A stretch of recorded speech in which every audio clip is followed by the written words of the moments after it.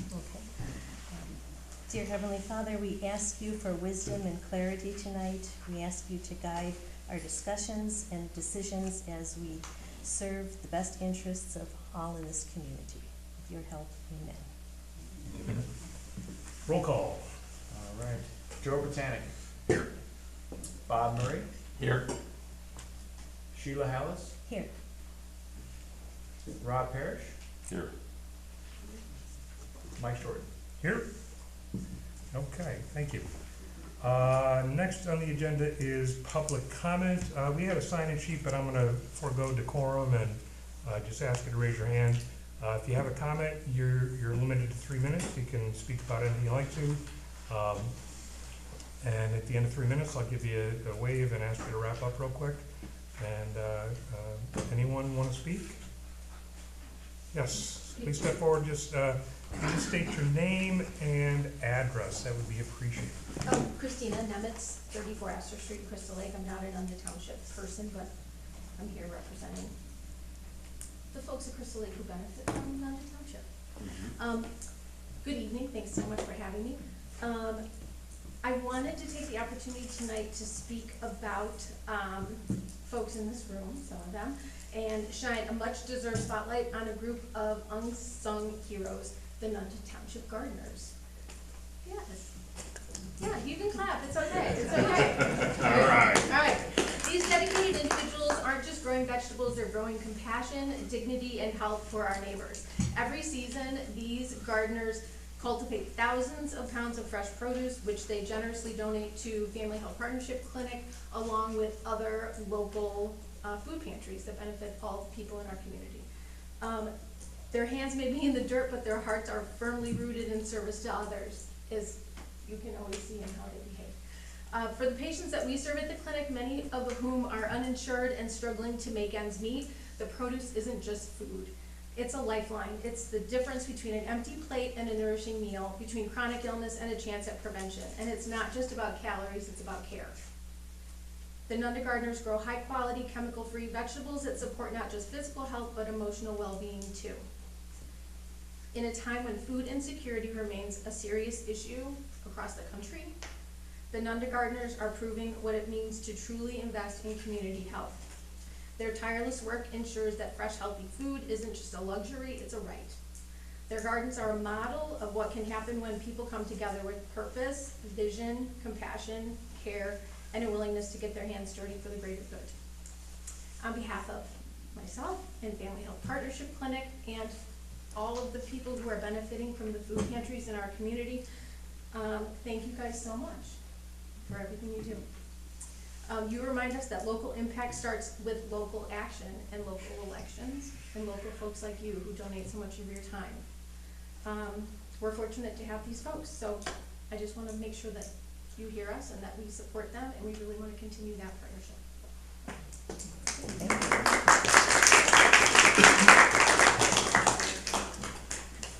Anyone else? Yes, sir. Please step forward.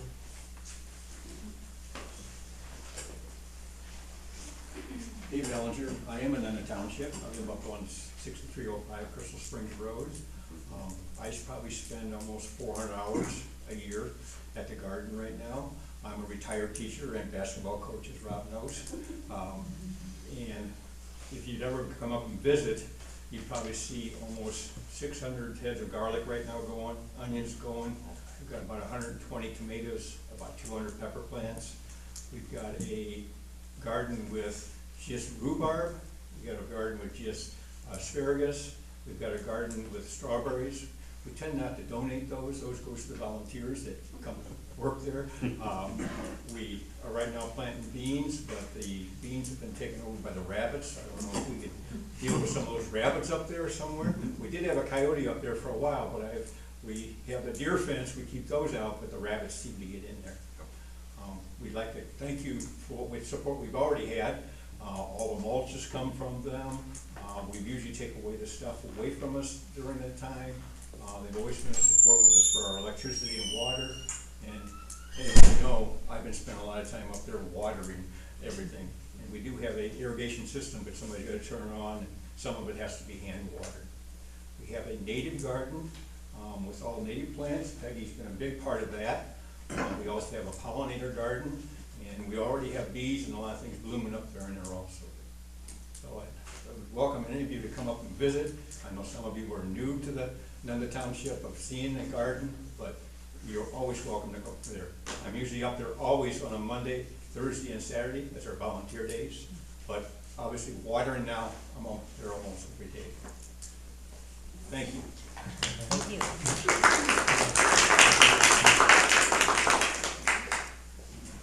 Anyone else? Come on up. I just want to say I've been impacted by their gardens just by visiting it as a Nunda Township citizen, but also one who's worked with the monarchs in terms of pollinators.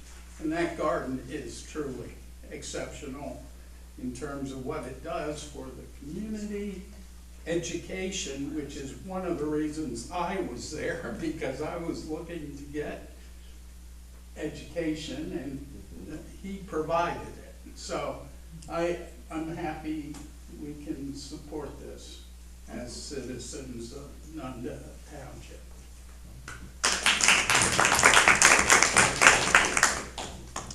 Anyone else?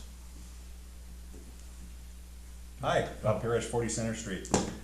I hope that your new board comes together and can have open communication between all of you, but I also hope that you open it up to the public during discussion, because we usually have very few people here, and I think the few people that are here have input on certain topics, and I think they should be allowed to discuss that.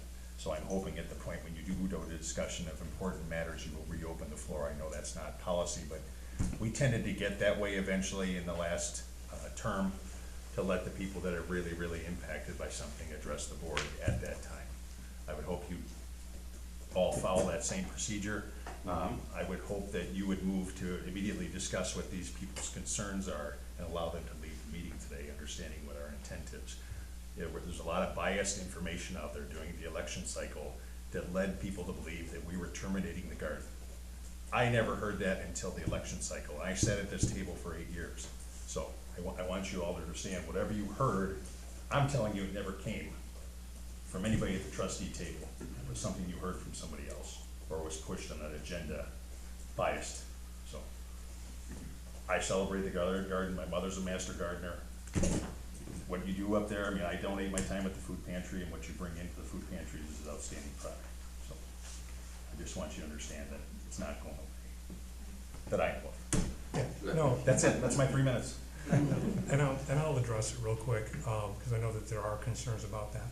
Because one of the items we talked about during the campaign season was the status of that building, which is the supervisor's office, which right now is a 1,600 square foot house that houses one person. So we have utility bills that we're paying here, and we're paying utility bills over there. Also from a use purpose, it doesn't make much sense. So we're gonna go through a process, and it's not gonna be tomorrow, I move out, we sell the property, everything's gone. We're gonna work with the board and with the community to make sure that it's done smart. One of the options that we have would be to sell the property, part of the property. There's 18 different ways it can go, and we've got a long way before we get there. So bulldozers are not gonna show up tomorrow. They're not gonna show up next week, and I would expect nothing's gonna show up and be done this year, because we have to go through a process where there is a change in administration, and my first and foremost responsibilities, and that's what I've been doing for the past 3 weeks, is to make sure that the operations of the township continue. The responsibilities up in that office include not only financial, but the payroll, so we need to make sure that the road district people are paid and the assessors paid. So in terms of priorities, it's normalizing and improving functionality from a government standpoint, and then we'll work, again, it's gonna be a process we have to look at space use up here where the assessor and his staff are, how we're gonna do that so that I'm one person, but I need to have a functional office because we do have a general assistance program we need to support. We have this building down here, which is used by the community for homeowners association. Seniors meet here a couple times a week. We have Girl Scouts and Cub Scouts that use the facility. So nothing is going to take place overnight. It's going to be an open dialogue. I'm not a heavy-handed, come in, we're doing it my way type of thing. We have a full board here, and we're going to have a lot of discussions about it. So if you have concerns about it being gone tomorrow, it's not going to take place. And if we get to a point that we're going to sell the property, we'll find other areas to relocate the garden. if Or we need to. we'll change the limits of the property. Yeah, To yeah. miss the garden, we'll just find egress to get there. Like I said, we'll work through it, so nothing's written in stone, there's no hard plan, there's a process that we're through. Gary? Does NISRA still use the building over there? If they do, they haven't reached out to me, and there's nothing on the calendar that indicates that they are. Okay, because we know an Eagle Scout that did a project, built the benches and stuff Yeah. over there, Mhm. and happens to be ours, so I was just. Yeah, and Mr. Ellinger said that to me too, what about the Boy Scouts over there today? And I'm like, that's not one more thing we have to consider, but we're looking at it, the fact that even when I was in office here, is what it costs to run that private Oh, yeah. little building just for him. Well, he and Mark get along very well, and this whole side of the building is almost completely empty, because Mark has taken all the files and gone digital with them, so he's lost thousands of pounds of paper. So it's opened enormous space to put a receptionist for Mike's office and Mark's office at the front counter, and consolidate, exactly. And if that's an asset that's sitting there with all that property going the other way, I mean, isn't it in the best interest just to consider looking into what it would cost, what we could sell it for? Oh, sure. What the understanding is, Absolutely. either way, we'll have to do some kind of movement of property lines. We'll just make sure the garden stays with the township.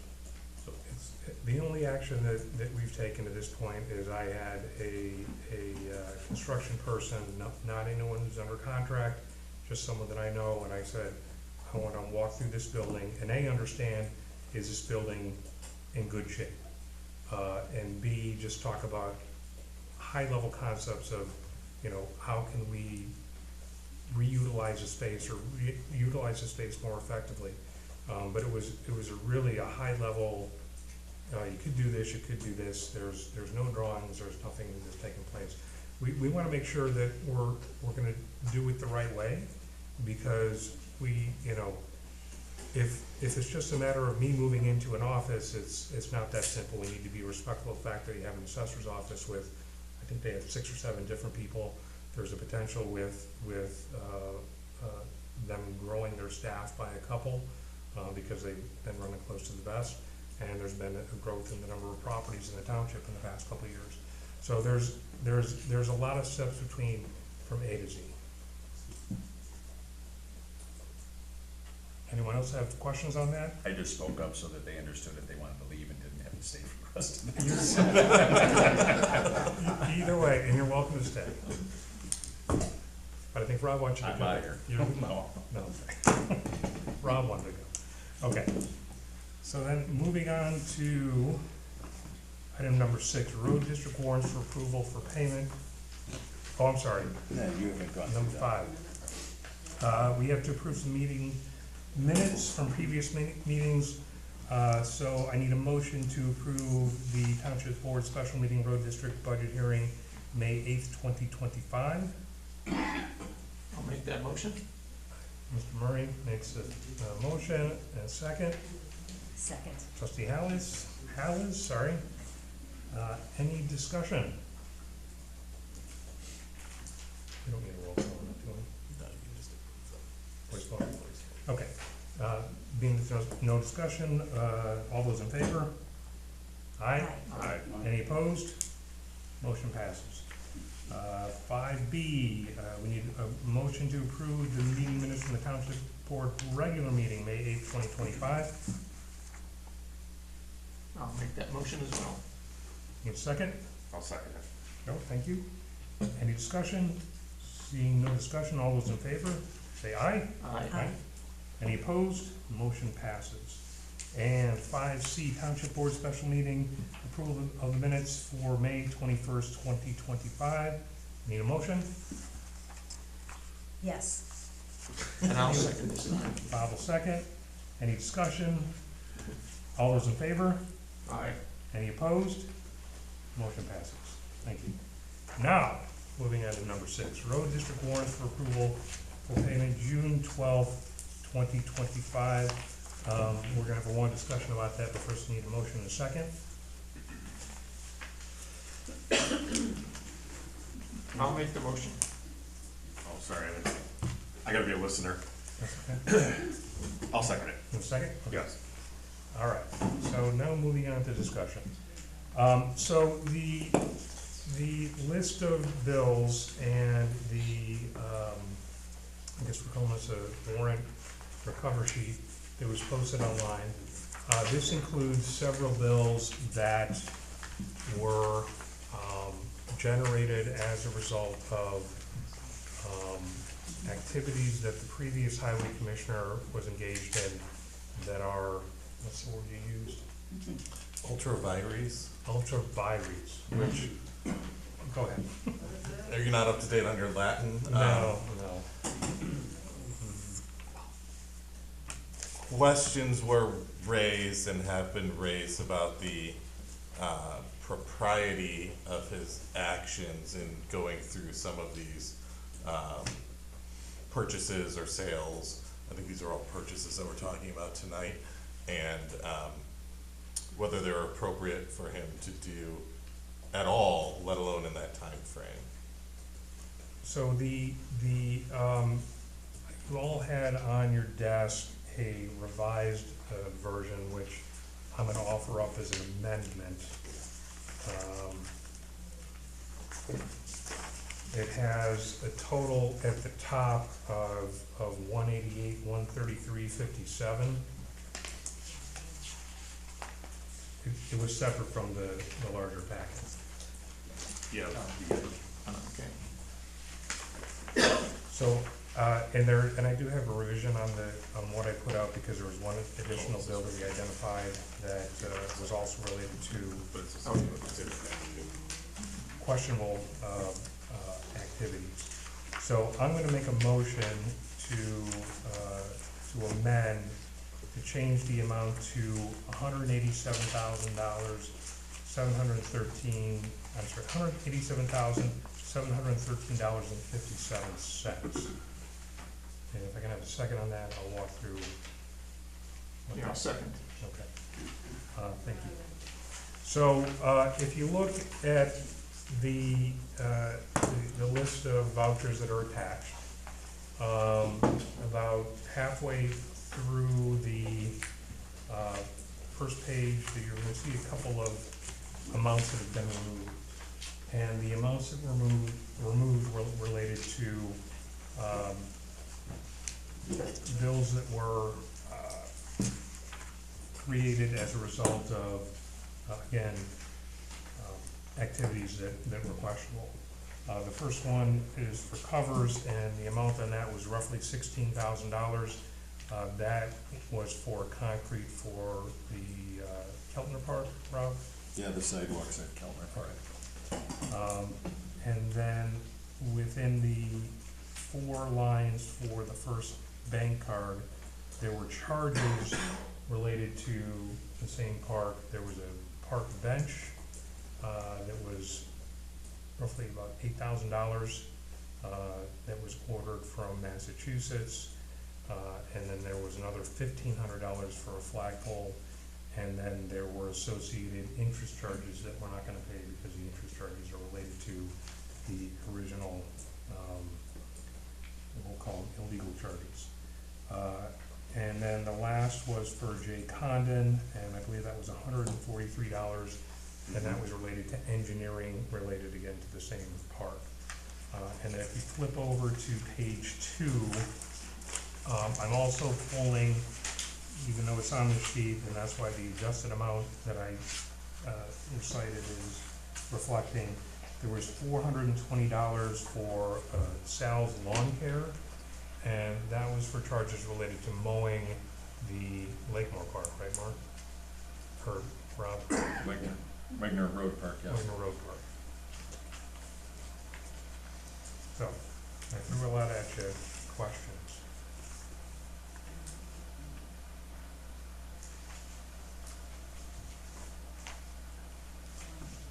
So I'll ask the question.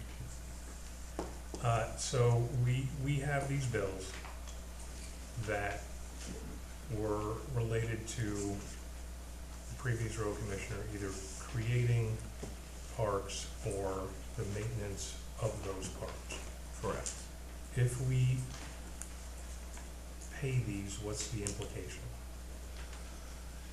If you pay them, I mean, the implication would be that they are perfectly fine, they're appropriate and necessary to have been entered into, that these are proper actions taken, and that these were approved activities. If you fail to pay them, obviously that means that there's questions raised about the appropriateness of the bills. The outcome, of course, being if you fail to pay a bill, like anyone else, the township is at risk, especially for some of these, you know, $16,750, $8,837. Those are likely somewhat sizable bills for those companies. You're at risk of litigation, being sued for failure to pay. And if we pay the bills, does it obligate the township to future responsibility? It would, if you pay these bills, it would depend on if there's an ongoing contract. To my knowledge, I don't think there's any ongoing contracts for these. But to the extent that there was one, if you start paying it, there's an argument to be made that you've accepted the contract, you're going to move forward, and that you agreed to enter into it. So, from a legal perspective, these were for parks which, per state statute, the road district cannot own, develop, otherwise anything to do with the park. Maintain, yes. So from a practical standpoint, the actions of the previous road commissioner were not legal. I would have serious questions about these particular charges as they relate to parks. I think that there are definitely, I would have major concerns. Okay. And if we were to vote to pay them, what's the potential repercussions if someone came forward and said you paid more, you voted to pay for an illegal bill? You do run the risk of, actually, residents could theoretically file a lawsuit that you acted improperly, you as a board acted improperly by paying these bills. There is a slight chance, not all that likely, but it is still possible that various Illinois ethics laws could be implicated. You know, you do have fiduciary duties as members of the board to the township, which means that you owe a duty to the township to make sure the money is being spent appropriately and in the best interests of the township. You have obligations to act, you know, in accordance with, and when you took your oaths, you swore to uphold the United States and the Illinois constitutions and all the laws with that. So there are ethics laws that could come into play. In all likelihood, you know, some of those can involve criminal charges. In all likelihood, with the state's attorney or the attorney general's office try and file criminal charges against a new board for something that someone else did, probably not, but there is a risk there. And you do have, you know, you have your own independent kind of obligation to make sure that you are following the law to the best of your abilities. So, And I don't know what we can talk about here, or what we would need to pull into executive session. I mean, What can you do? yeah. There are, there are a handful of things that you can do, and I would say this, executive session, closed session, is not a requirement necessarily, but it is one that, if you're asking my opinion, if we're gonna talk about how to handle, like, what the options are on how to handle these bills, I would recommend going into closed session, so we can talk about what the options are, what the specific risks to the township would be for the various bills, and how, I can kind of help you navigate those risks moving forward.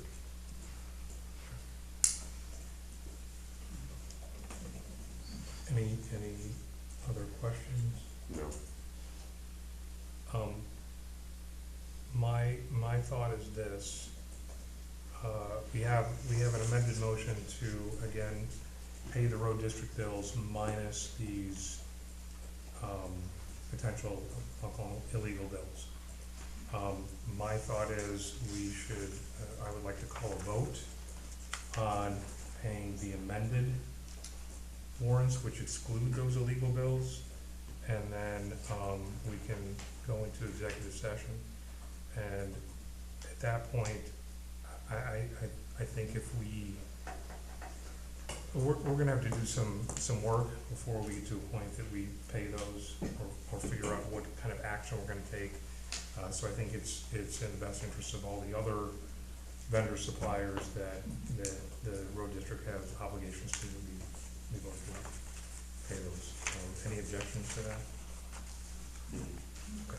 And I would recommend, to the extent that you can isolate the bills that you have concerns about and pull them away, like you're mentioning on this amended motion, Yeah, it is certainly in your best interest to pay all of the other bills. yes, yeah, You don't have really a good faith basis to not pay the Right. other bills. right. So we pulled those to the side, it's reflected in the dollar amount here.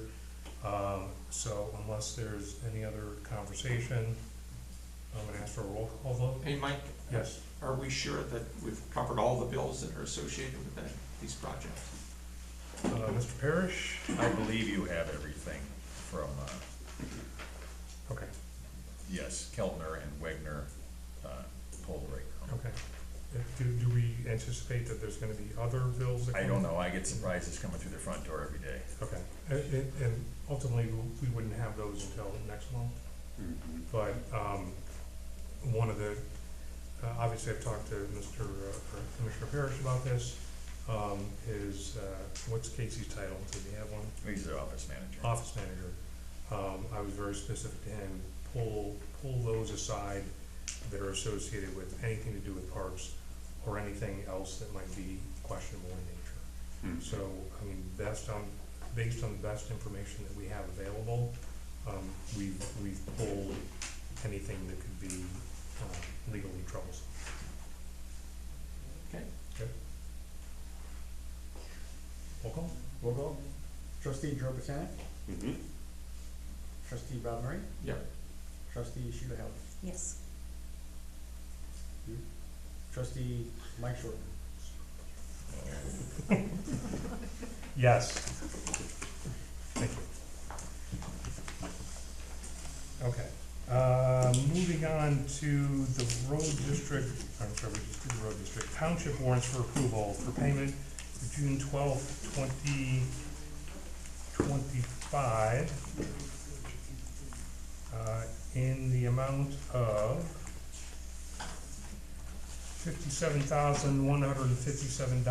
$57,157.88. I need a motion I'll motion. and a second. I'll second. Okay. Discussion, there is one bill that is not included in here, and this relates back to, development of one of the parks, and it's a, legal bill that, it was approved in, I believe, March of last year by a previous board. However, the previous supervisor made the decision to not pay the bill. It was for legal fees. So we've been accumulating interest since then. I had the bill and was going to include it, but the challenge became that our budgeted line item for legal services for the entire year is 20,000, and I think we're already a couple thousand into that. So I talked to the law firm, and we're gonna hold the bill until July, and then we'll have to come in July. We're gonna have to make a line item, if I'm saying this right, line item transfer in the budget to adjust that budget line item before we can approve payment of that bill. Which I believe it's about $16,000 in original services, and then $4,000 in interest has been accumulated as a result of the non-payment. And your phone call eliminated the interest going up? I imagine it did. Yeah.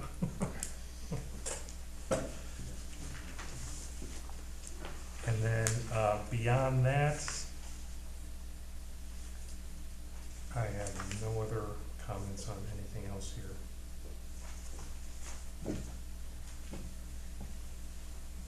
Any questions, concerns, objections? Roll call, please. Trustee Joe Britannic. Yes. Trustee Bob Murray. Yes. Trustee Sheila Hallis. Yes. Supervisor Mike Short. Yes. Okay, thank you. Moving on to item 8, new business. 8A is an ordinance. This is, we're calling it the Nunda Township Ethics Ordinance. It's in your packet, and this actually goes back several years when I was a trustee in between 2012 and 2013. I brought this forward that there's a per state statute, I believe dating back to 2004. Every local body of government is supposed to have passed what they call a model ethics ordinance. The only proof that I have that exists is an unsigned document that has a date on it, so it might have been considered in meeting, but it's unclear as if it was ever passed. Fast forward into 2025 or 2024, I again asked for a FOIA from the township prior to coming into office, obviously, and asked if there had been anything remedied since, and there had not. So I'm bringing this forward out of due caution, just to make sure that we're following the letter of the law. So I pulled the language from the model ethics ordinance. I included a couple of items that I'll walk through real quick.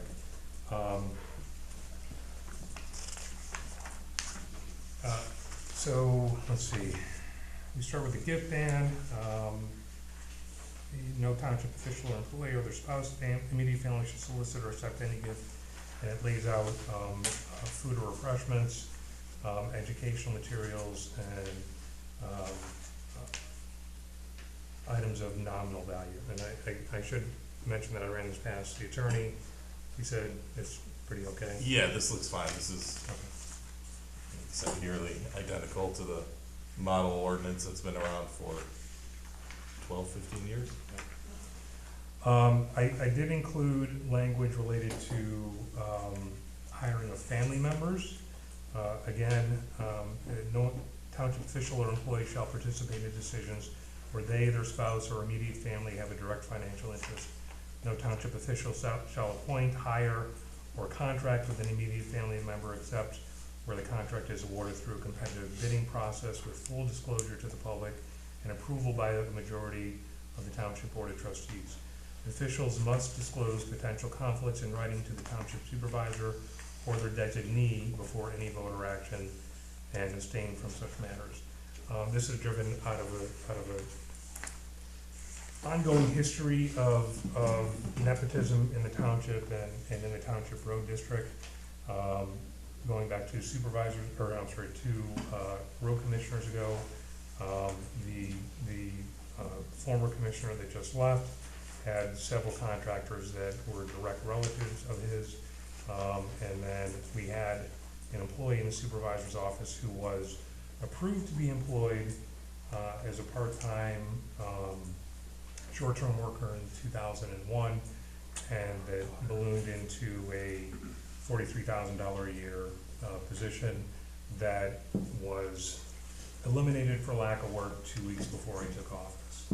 So I felt it was important to define what the rules are and have it clear that you cannot hire family members, you cannot give no-bid contracts to family members, to relatives. It gives me the authority to appoint an ethics officer and to bring any issues before them, and it spells out penalties. The intent behind this is not to punish anyone, just more make sure that there are clear rules as to what you can and can't do as an elected official in Nunda Township. Any questions? Not on your board, but it does apply to me. Can I ask you a question about section 3, prohibited political activities? We have 3 to 4 activities that go on the township property every year, and they're run by the individual officers of, you will be running possibly an Easter egg hunt, possibly a Christmas thing, you know, and I will specifically probably be doing the touch a truck. I don't think Mark will have any plan, but if you look at it, it's an individual elected position that's running a specific event. I mean, does that cause any conflict with that matter? We just look past it. My thought would be if you're running an event as a township employee and your any sort of marketing or communications takes place from the township itself, that would not cross over into the political. You have to be careful when you're doing these, but it's not uncommon that an individual officer or an individual would appropriately have some sort of activity, an Easter egg hunt, a touch a tractor, touch a truck kind of thing.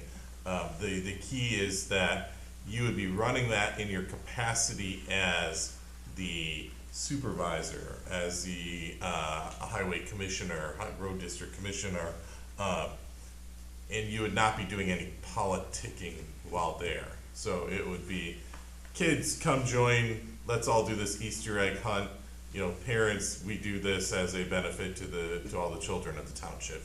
You know, come have a lovely Saturday in whatever, March, April. Families come out, look at what we have for these trucks. The kids might enjoy getting in the seat of the truck and seeing all this fun kind of stuff. But it's not going to be, and I'm the one that makes it happen, so that's why you should vote for me for election. That's all I'm getting at. That's It's not a perception.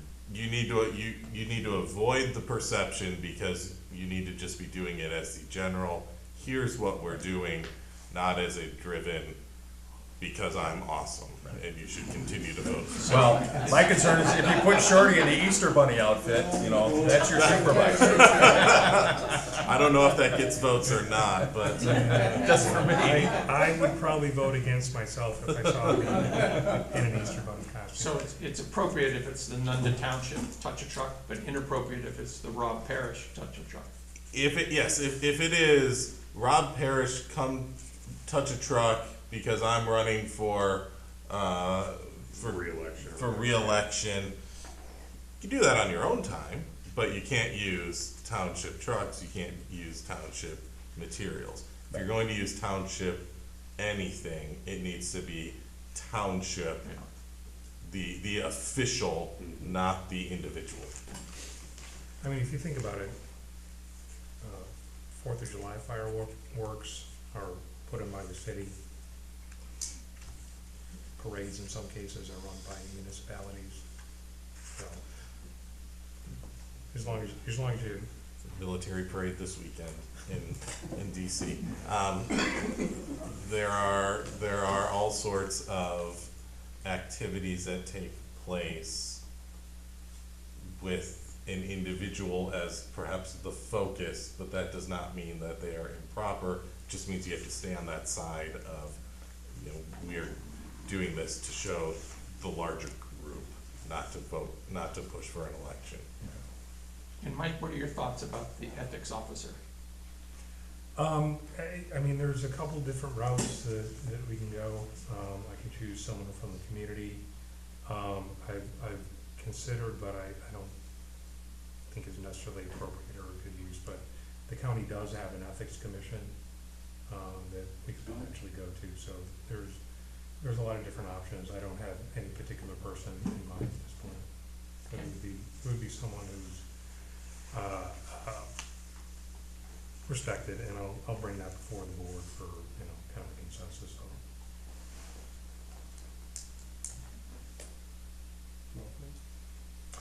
it. Yeah, let's do a roll call, just for fun. Trustee Joe Botanic, Yes. Bob Murray, Yes.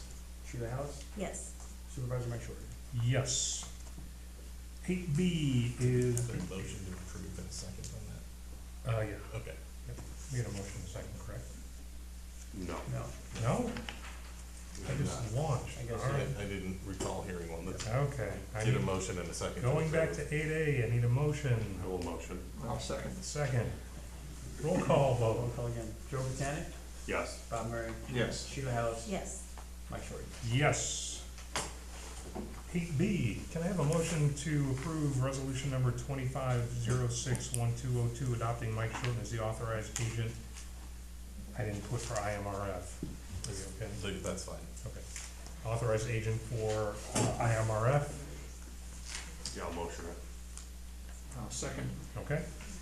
This is just a procedural, part of my responsibilities in handling payroll and as a treasurer is to manage the IMRF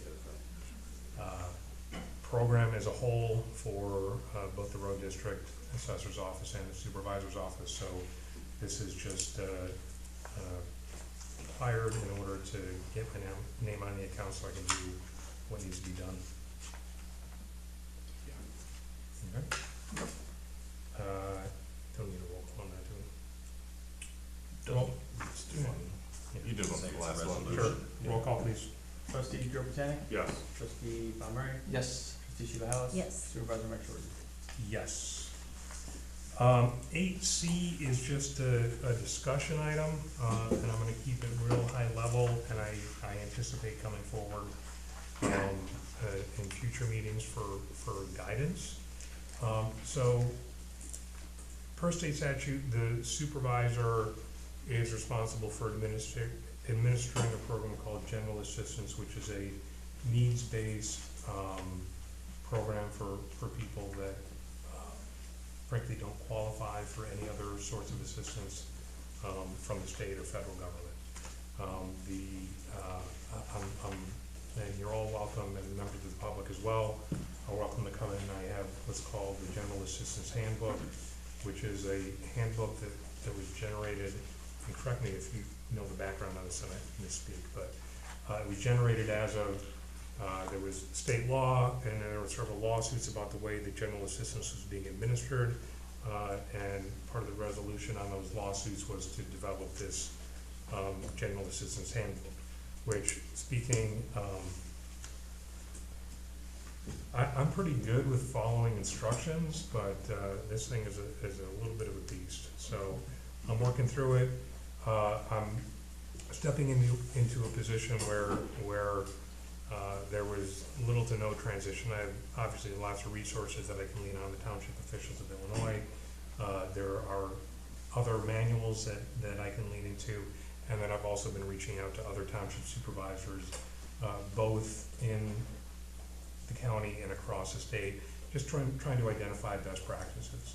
I walked in and there's an application process. The applications, a lot of the documents that we've been using to administer general assistance are photocopies of photocopies of photocopies, and looking at that manual. And again, I don't claim to be an expert at this point, and after going through the manual a couple times, I'll never be an expert, but I'm trying to get knowledgeable enough to administer it correctly. And also efficiently, for not only an internal operations standpoint, but for people that are in need, that come forward and ask for this. There's a lot of requirements in order for them to be approved for assistance.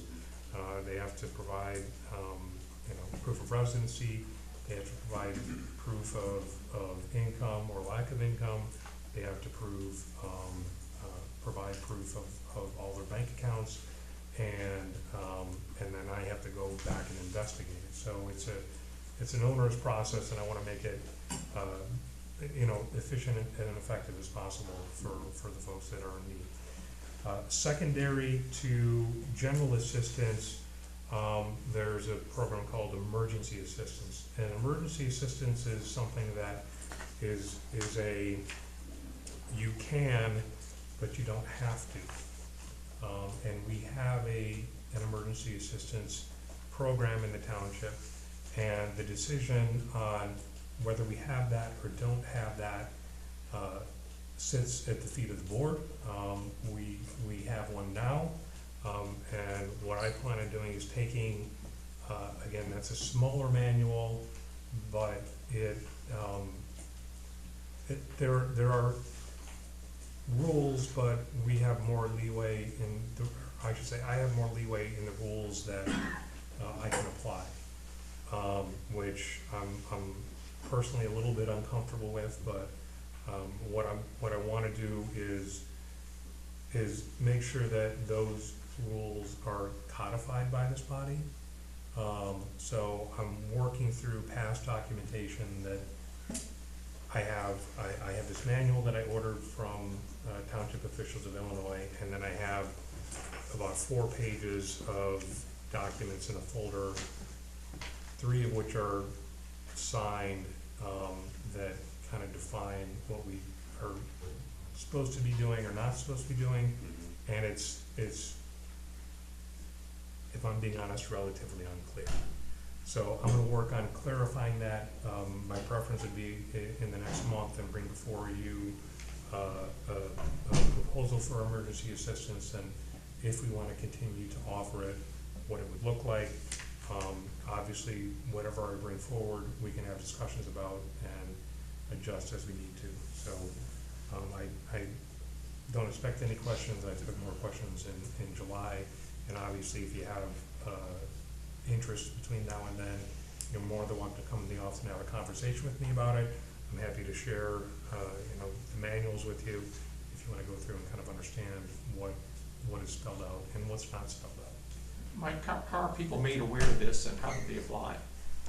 So, we do have information up on our website right now, and that's one of the, I think that's one of the challenges is it's not very thorough. It's very vague.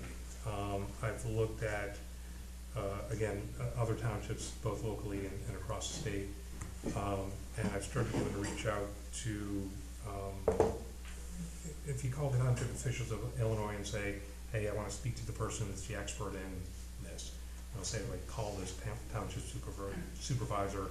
So I talked to one who's City of Bloomfield Township Supervisor. I'm not sure how that works, but she sent me her document list, and I've sort of adapted that into what I'm providing to people to call and ask for applications.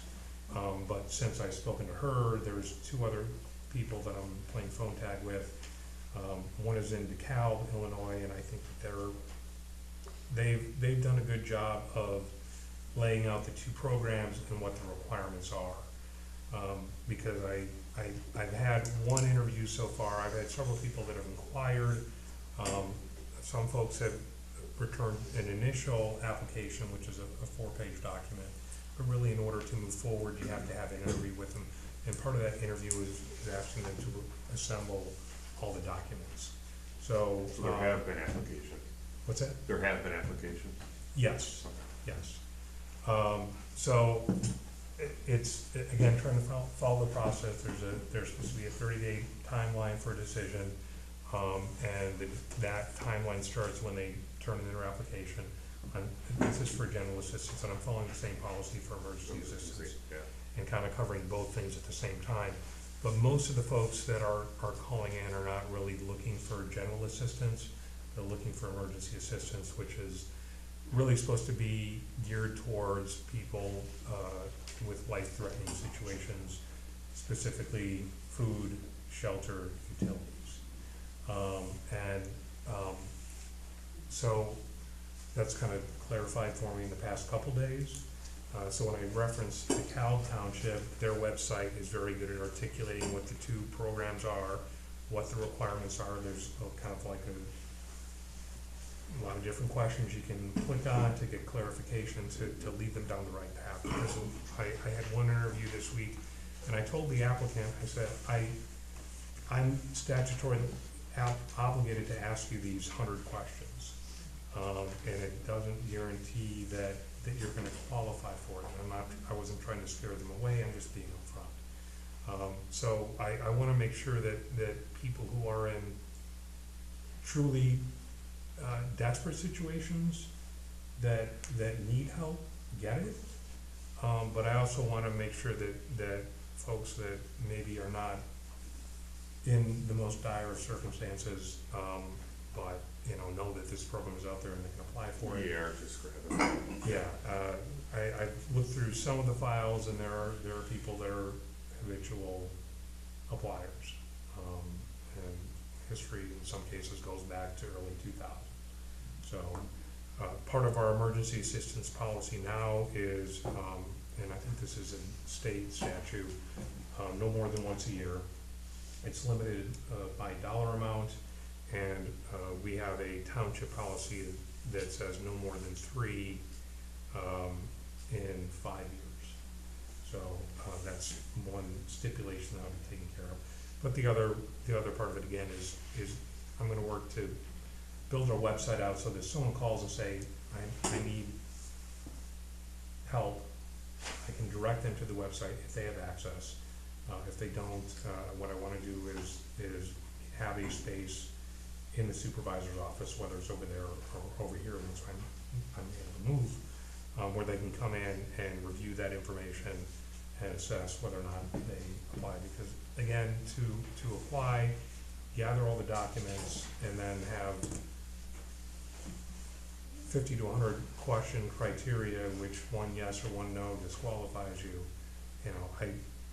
One of the things I have been doing is when people call up and they say, I'm having trouble making my rent, I'm having trouble making my mortgage, I'm having trouble with my heating bill, I send them the application right away. But I also have the People in Need booklet, which is it's a forum that takes place once a year at MCC, in which essentially the gym floor is filled with local nonprofits that provide assistance for anything from mental health abuse, substance abuse, to kid and teen outreach programs. So I have that loaded up, and I'll just type in which organizations provide assistance with rental assistance. I can send them an email, and I'll tell them, here's the applications, here's a list of documents that you're going to need to provide. Also, part of this whole process is you need to pursue other opportunities or other organizations that will relieve you, because really we're supposed to be the last stop. So.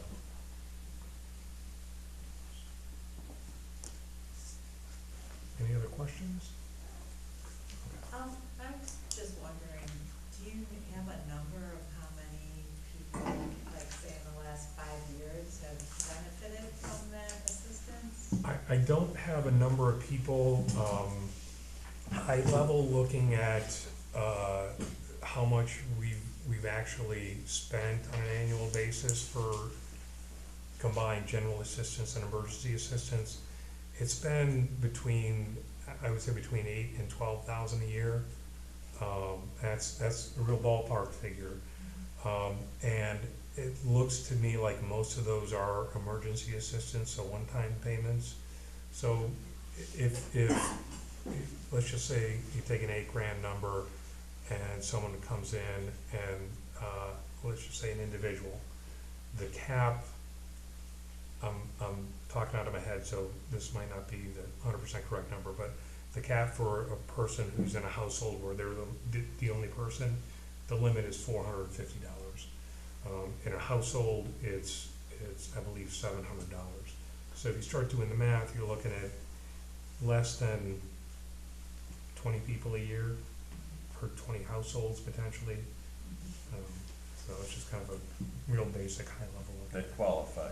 they qualify. Right, you and can get a paid. lot of applicants and then they take a flyer after they, Yes. The ones that actually get the Yeah. money. So we do have people that call, I send the applications, and there are some that, you know, I haven't gotten back. It's 3 weeks, doesn't mean they're not gonna return it, but they haven't returned it yet, so. So this is monetary assistance? It's monetary assistance, so the general assistance, it's a complex formula that, I have a software package that helps with that. I haven't gotten to the point that I have someone that's, come for general assistance, so I haven't plugged it in, but, based on their income, based on how much, they have, in assets and qualified assets, that determines how much they get for shelter, utilities, and what have you. And the money comes from the state or Property taxes, probably? local property taxes. So the general assistance for state statute, the township has to provide, so we've levied for it over the years. We've abated the levy the last seven of the years. last 7 of the last 8 years, over 100,000. Yeah, so, because we have $100,000 that is sitting in the bank right now that we're paying out based on need and qualification, but we were levying, I think, 33,000 a year. 32,000 a year. Yeah, so we were collecting, or the township was collecting more than they needed. I mean, from a budget standpoint, you know, general assistance and emergency assistance, you wanna have more in the bank, because, again, you're obligated if someone qualifies for, general assistance. You're obligated if you have an emergency assistance program and someone qualified, you have to pay them. So if you get to the point that you don't have those funds, then you'd have to transfer the funds from the general operating. So, what I wanna do is take that $100,000 and, again, figure out the right formula, how much do we actually need, and then figure out what we can do with that money. And it might be just a drawdown over several years to get to a number that makes more sense. So I would anticipate that we're gonna continue to pass a levy, but abate it until we figure out what that dollar number is that we need to have on an ongoing basis. The other thing that we have to factor in is that we have had growth within the township in terms of population, number of households. We've got a couple different property developments, and also the apartment, I forget the name of the apartment complex on 31, that's gone in the past couple of years. And we do have a pad site that hosts people that are homeless. And we also have Pioneer Center is within the township boundaries. And residency is a requirement, but the qualification for residency is you can be in a homeless shelter and be a resident of the township, and request assistance.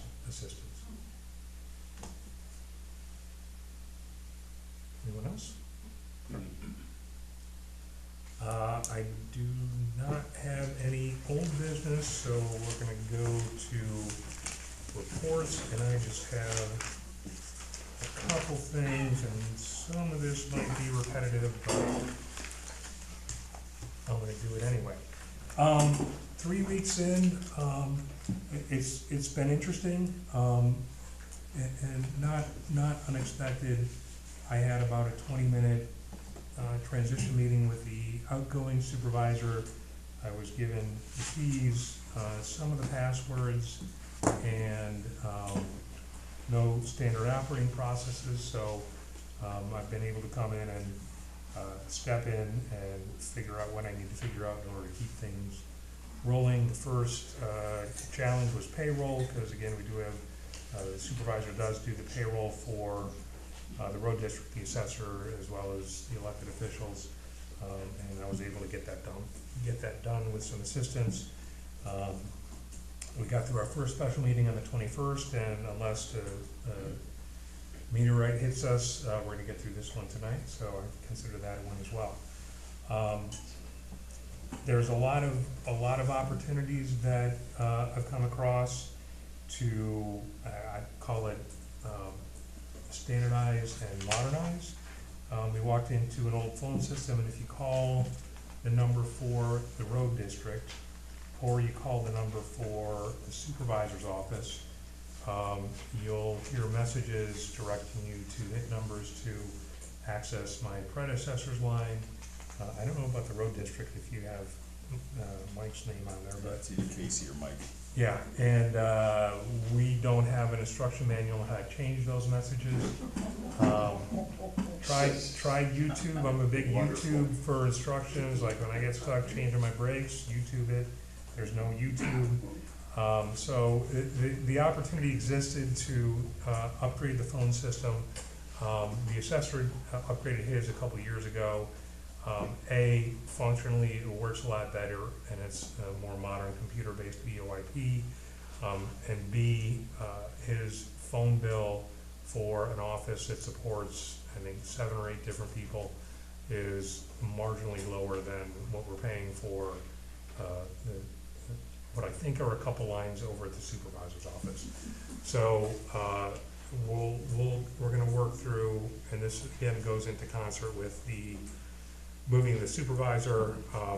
When does it make sense to change those phone lines? Because if it's a VoIP system and it's all over the internet and we can do it, and then in advance of the relocation, without incurring much additional costs in the way of moving that equipment over here, I'm all for it. If we have to do it once and then do it again, and there's gonna be a large cost to it, then I'd probably put it off and continue to Google search and find a way to change the messages. It's also, it's interesting that the way that the phone system and the phone numbers are set up, if you call the assessor's kind of on their own standalone island, so no one can transfer from calling the assessor's office to the supervisor of the road district. If you call the road district, they get 2 options, and the first option is to hit number 2 to talk to the supervisor, or hit number 4 to talk to the road district. Well, most people do what I do. The first number I hear, I'm gonna hit number 2. And so I have a lot of questions, phone calls and voicemails that I answer about mulch. What are the other ones? Recycling questions, microwaves. Do you take TVs? Do you take this? Do you take that? I have old paint. What do I do with the old paint? And I transfer that to the road district. So from a personal standpoint, it's advantageous to get that sorted out so that the people that are calling the road district are talking to the road district. Not that I don't want to talk to them, but I did figure out how to change we had 2 lines in the supervisor's office, one in the supervisor's office, one at the reception desk. So I would be running back and forth answering the phones. I figured out the transfer, so now they're all coming to my office. Technology overhaul is a huge opportunity. Kyle here is working on a laptop that's probably 20 years old. I don't think it has Wi-Fi capabilities or... I figured it out. Oh, you did? Okay. Yeah, so I'll manage. Okay. But nonetheless, it needs to be updated. The hardware in the supervisor's office needs to be upgraded as well. We did have line items put in the budget, I think, for $4,000 to handle that this year. So I'm gonna start on the process of evaluating what we need to do to upgrade the hardware, and B, take a look at our software setup, servers and what have you. So for example, we have a laptop that's up in the supervisor's office at the front desk. I'm at a desktop. I thought, well, I'll bring the laptop down here, so that, to be clear, this laptop is mine, just if I needed to. But the township laptop, I figured I'd be able to access files, and what have you. Turns out you can't, because it's not set up on any sort of a cloud server. So trying to figure that out. Beyond, it's a tech, also a finance. Our QuickBooks program that we use, it's a current version, but the way it's structured is unclear. One of the things that I've done is, we have the budget, for an employee. I don't think I need a full-time employee up there, but what I am gonna do is ask to reallocate some of those funds into professional services. So we have an accountant that I've been working with who, the previous supervisor used, who's familiar with the setup of, the systems, and she's gonna be helping out with payroll and with, processing of bills and reconciliation on an ongoing basis. One of the things I told her is that survivability is of concern, because if we have a situation in the township where, let's say I win the lottery and decide I'm not gonna come in tomorrow, someone needs to be able, you need to have processes where someone can step in and manage it. So in the case of the accountant, well, I'm gonna have her come in and handle those tasks so that I can focus on the other tasks that we need to, as far as dealing with old phone systems and technology and what have you, and then moving the supervisor's office over here. What I told her is, I wanna set up a kind of a job sharing, if you will, where, I don't think it'll be like every other payroll period I do it, and then she does it, vice versa. It'll probably be, once a quarter, I'll go in and do it. We're gonna have documented processes on how you work within the system to do it. But B, it just ensures that if I win the lottery and disappear, Everything, the wheels keep the going. functions keep going. And I told the accountant, I said, if you, let's say we both win the lottery in the same week and we both disappear, there's no one there that knows how things are structured. Yeah. So, I'm kind of approaching everything with a beginner's mindset. I have experience on the board from 12 to 17. I know what has been done, and a lot of it hasn't changed since then, but I'm asking a lot of the questions like, what are we doing?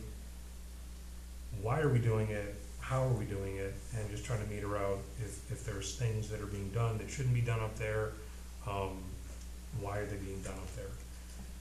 So I'm not gonna reinvent the wheel, but I'm taking a look at the wheels that we have and see why do we have all these wheels, and do they work effectively?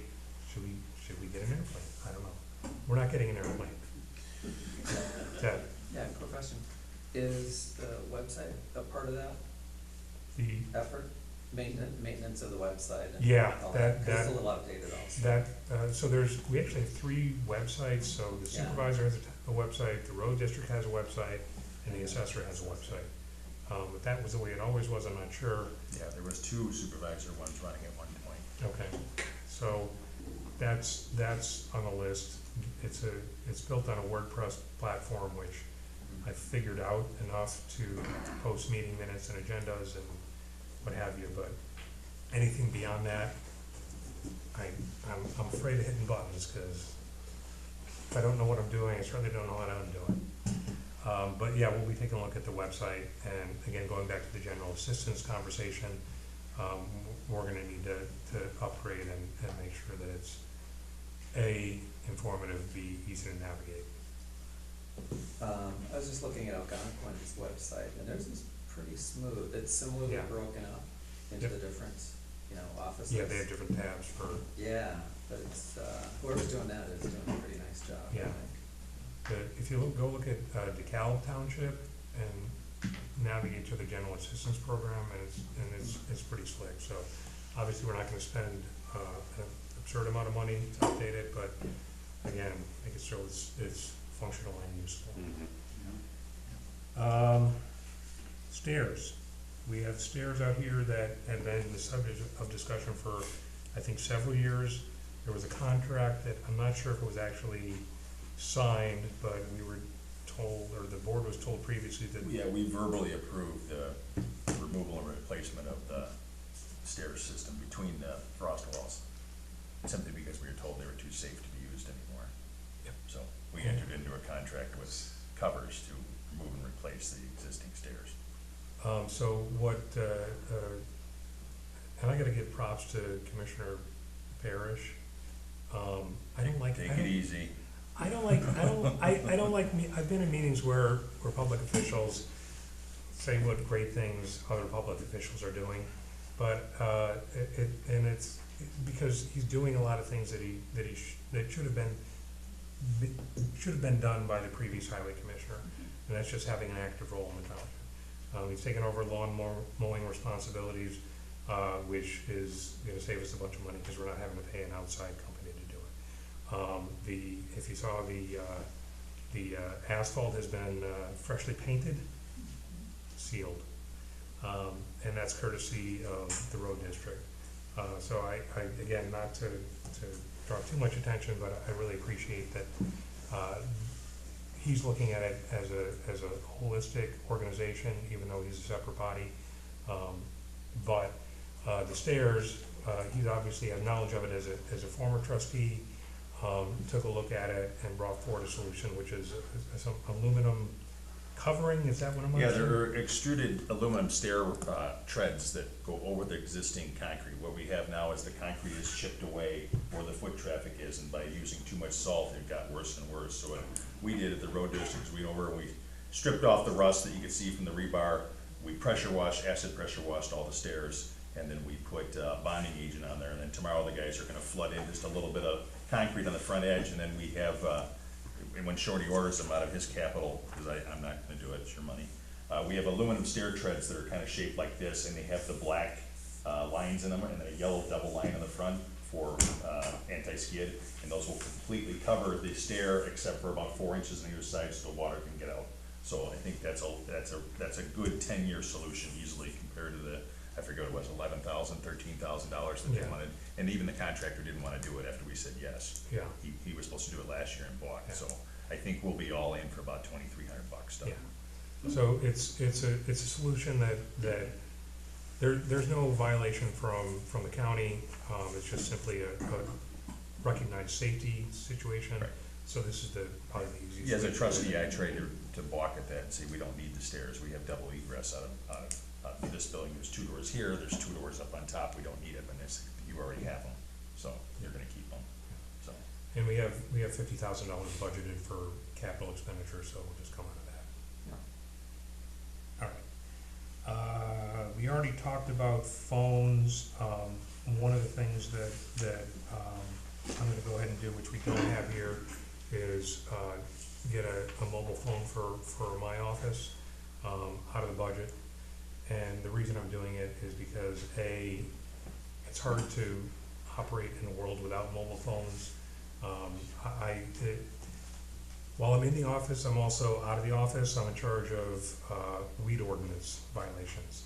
I gotta run to the post office, so a lot of times I have to mail things that are not simply put in, Cemetery. Forever stamp on it. So, and then, my hope and expectation is with the VoIP system, we'll know how to actually forward calls outside of the township, so to that mobile phone. Plus, we have software packages that I still don't have full access to, because you need to have a mobile phone that the notification goes to. I've chosen not to do that on my personal phone, because if you start doing things for the government on your personal devices, it makes your personal devices foiable, and I don't want to deal with that. That also brings the trustees and the clerk into the fold. In the past, the trustees have not really had contact information on the website, and they haven't had their own email addresses. I want to rectify that. I think that the public needs to be able to reach you if they need to reach you. And I think just from an overall communication method, if I need to send something to Sheila or to Joe, I prefer not to do it to your personal, because again, that puts you in the position of having foiable documents on your personal devices. The mobile phone that I'm looking at, we're gonna get the state government rate, so it comes with a free phone. It's like $38 a month for, unlimited service. Real quick on facility use, we already talked a little bit about homeowners associations, scouts, senior groups that are using this space. We've got a couple individuals that have rented tables and chairs. I have to take a look at that program because a lot of the tables and chairs that we have now that we loan out are really old. And as a matter of fact, the first person that borrowed and brought one that snapped when someone sat on it. And then, in full disclosure, I gotta go back and record the last week, but I've been keeping track of both phone calls that ring up to that office as well as people that walk in the front doors, just to get an idea again of what's the overall job, what's the requirement, you know, do we need someone here 8 hours a day, every day to answer the phones or to receive people, the number of people walking in the door. My friend Pete shows up a couple times a week, and I enjoy those conversations. But really, it's been, in the past 3 weeks, less than a dozen people that have showed up in the right place looking for services. I've had people show up. Somebody showed up today for their senior exemption on their assessment, and I said, back here. So I'll continue to keep track of that and just to make sure we have information going forward. Use. And then, number emails, and that is all I have. Commissioner Parrish. Really, next. You are. Well, unlike Shorty, who got 22 minutes of orientation, I got 0. I got the middle finger.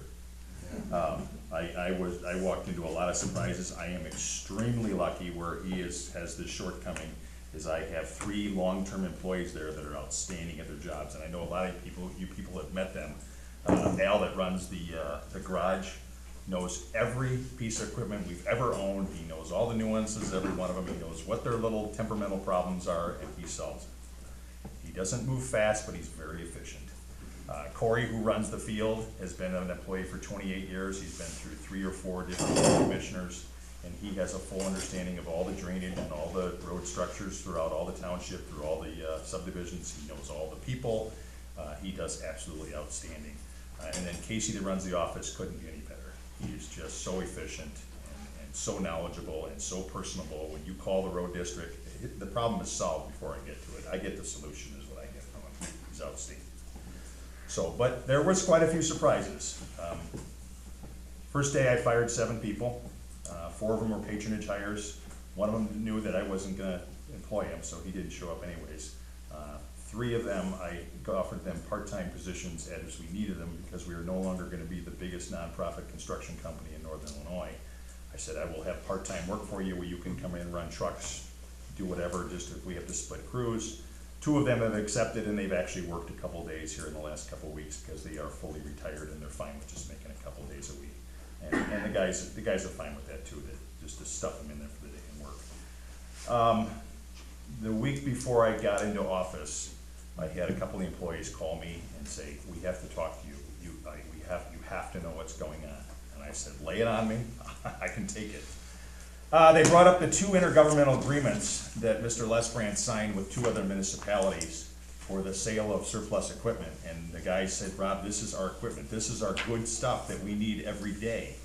One of them was the paver, and that was gonna be sold to Greenwood Township for $60,000, which is a low number for that piece of equipment because Mr. Lesbrand in April valued it at $165,000 when he get out his annual asset report. So we were gonna lose $105,000 to Greenwood Township. And I had a discussion with the road commissioner there about fleecing my township for his benefit. And his discussion back to me was, Mr. Lesbrand can do whatever he can. I said, no, that's conspiracy to commit fraud is the way I look at it. I said, which, I'm telling you, cease and desist. This is not gonna happen. 2 days before I walk in the office. So that was a $105,000 loss. And then there was an intergovernmental agreement through McHenry Township for a backhoe, 3 buckets, the trailer, and the former highway commissioner's pickup truck with all the tools in it. And that equated to $199,832 from Mike's April asset allocation, which he was gonna sell to McHenry Township for $49,500 for everything. So that's $150,332. So he was gonna fleece us on his way out the door for $255,332. I took exception to that. I sent cease and desist letters, I wish this, and they kinda chastised me, I may be on the outside right now, but I specifically said, I am not part of the Good Old Boy Network, and I don't care.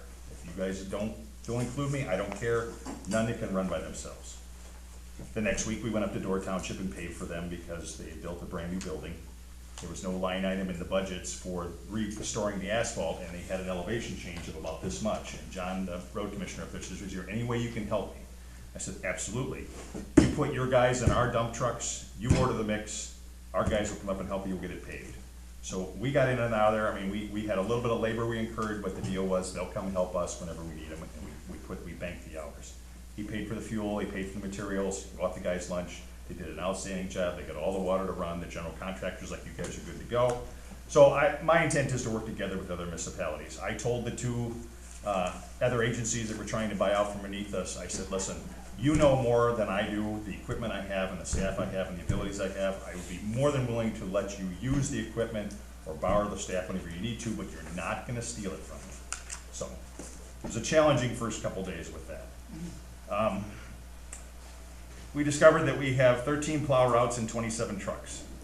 So we're starting a little bit of garage sale. We're starting actually tomorrow, they go out with offered to other municipalities. If the other municipalities don't have interest in our old vehicles, then we'll put them on open off auctions.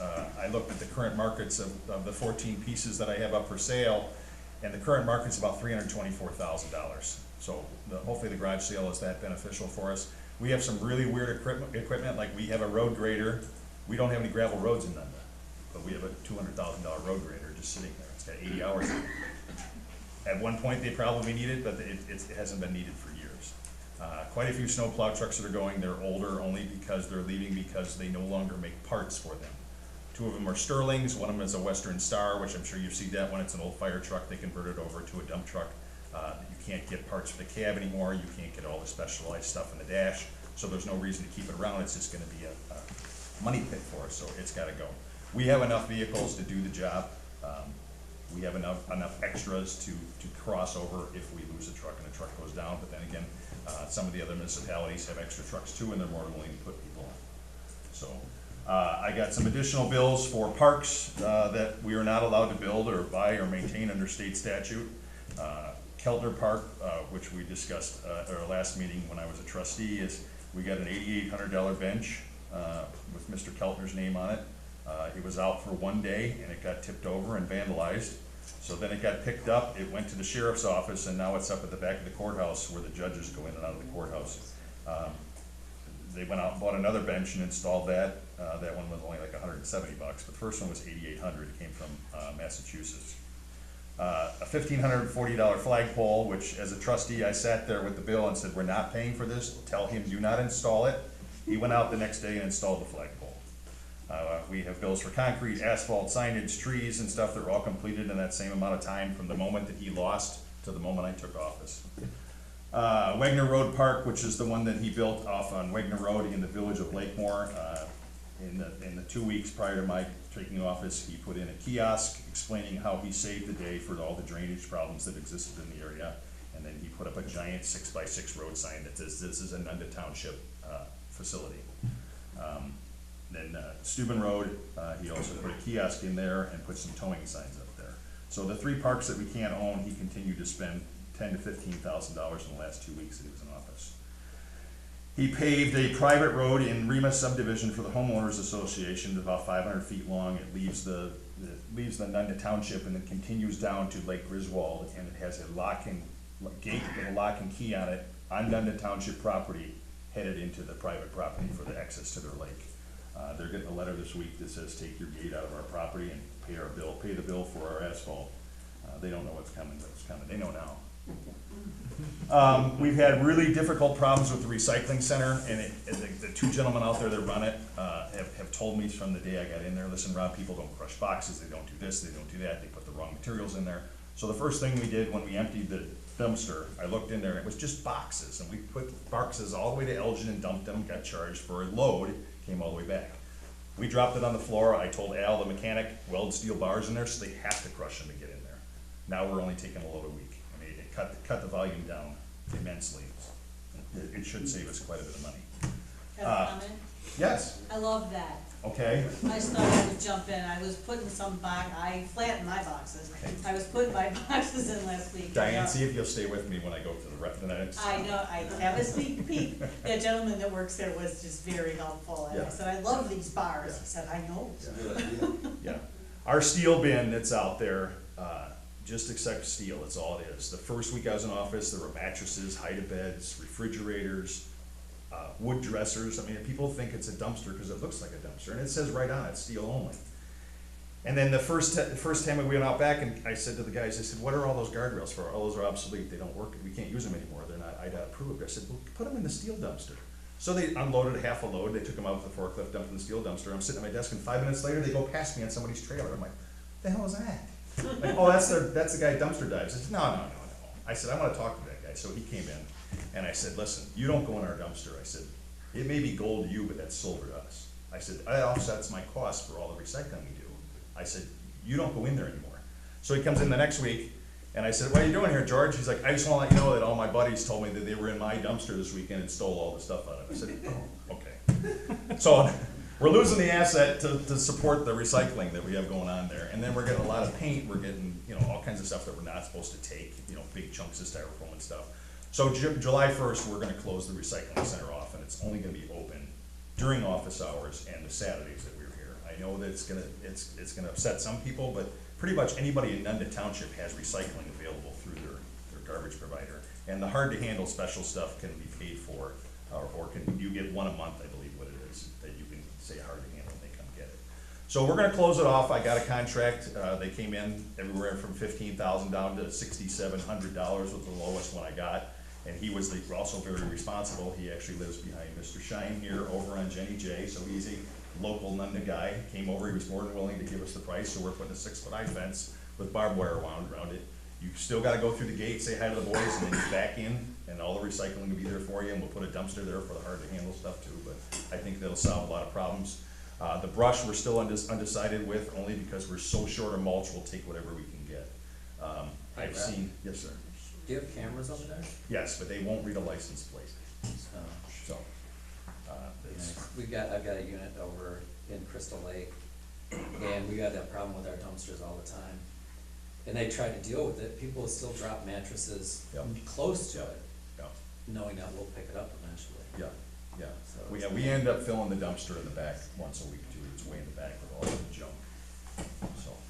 And then the brush, I'm still undecided with, because, before I was in office, when Shorty and I were here for an election event going on, a gentleman came with Wisconsin plates on in a little dump truck and dumped a giant stump off in there that was loaded with barbed wire. And I'm like, really? You think I want that in the $800,000 tub grinder? So we're trying to decide what we want to do with that. I mean, we thought about flipping the bin the other way, so it's the same thing. During office hours and the Saturdays that we're here loading out mulch, pulling it back up to the bin and dump it, and we'll take it from there. But, I mean, I know a lot of people use it, and a lot of people come at night, don't they, Butch? There's a lot of activity there. It's like mice. When the lights go out, the boys come home, there's people here like crazy. So, well, like I said, we are running out of mulch. I reached out to the Nunda, tree guys in the area and said, hey, listen, we're running out of mulch. If you want to bring in loads of chips, we'll take the chips because they're easy to process into mulch. We're averaging 20 to 25 loads a week going to veterans and seniors that the boys are delivering from them. And then we have a lot of people that come in on Saturdays. Casey and a couple other guys have run Saturdays up there. And he says, Rob, we load mulch all day from 7 a.m. till noon. As fast as you can load it, we're loading mulch for residents. So I gotta find a balance with the incoming and outgoing of the materials. We didn't do any tree cleanup all election season, so that we didn't generate any good hardwoods to make mulch out of. I'm going out for bid right now with Country Woods Homeowners Association to help them get their roads surfaced this year. Their contract will be close to $500,000. Henry County is putting $96,000 in. I can only match up to that $96,000, and the homeowners are on the hook for the rest, which is over $200,000. But we're looking to get the whole subdivision done and take the burden off them. Unfortunately, I cannot accept the roads because they did the cores out there, and the aggregate is not deep enough underneath the existing roads that I could ever take them over, because they have to be county standards in order for me to accept them. So we're getting to the point that they were gonna have nice, pretty roads again, and we're gonna do everything we can in the office here to help them get there. So, Walkups Woods is gonna go out for competitive bid for asphalt, Heritage Estates is gonna go out for competitive bid for asphalt here at the same time, because they're so geographically close, we may find one contractor that'll bid both of those volumes at a discounted rate, so there's a benefit to the township and the homeowners association. We're gonna self-pave 4 roads in Lakemore, off of Lily Lake Road, going into Lakemore. They're little tiny things. I don't think I could get a major contractor to go out there and do that work for the small volume that's out there. It's well within the scope of what these guys can handle here. And like I said, if we need a couple more truck drivers, we already have Door Township on the hook for some hours.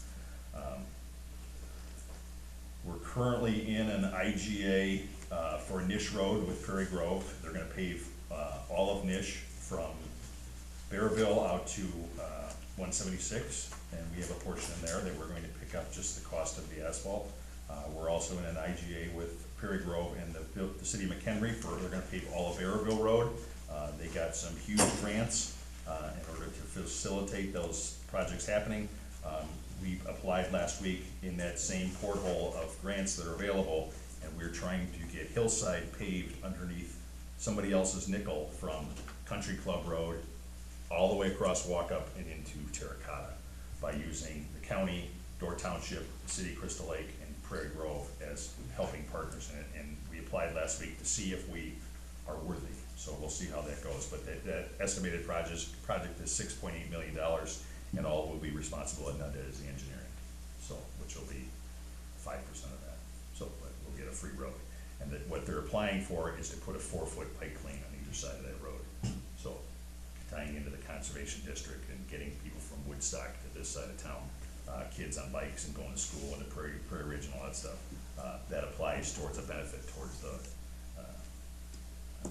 grant that we're applying for.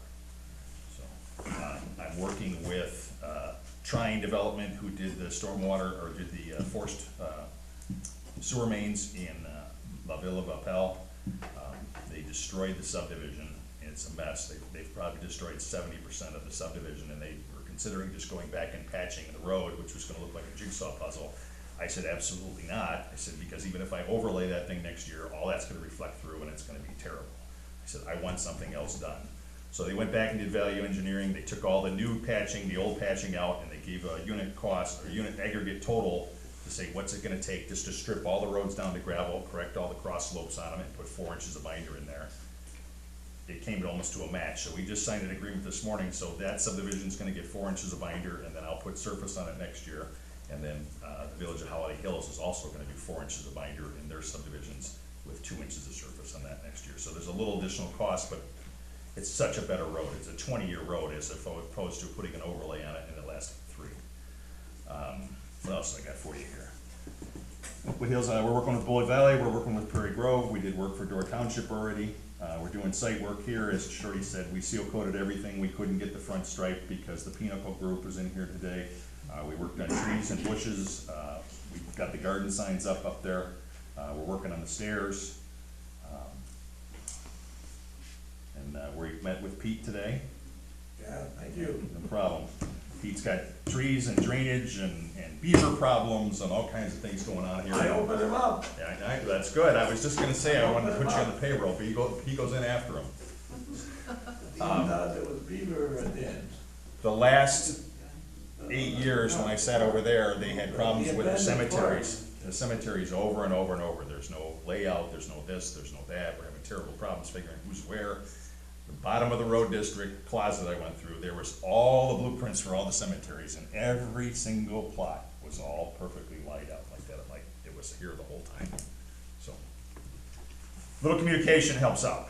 So, I hope that I'm giving you guys a little bit of transparency. I know that this meeting is running way longer than I have ever said before. But we discussed a lot of information, and I just want you guys to be all inclusive and understanding what's going on. And if you ever want a tour, come over. I know Sheila and Bob came over and saw what's going on over there, and it's too much.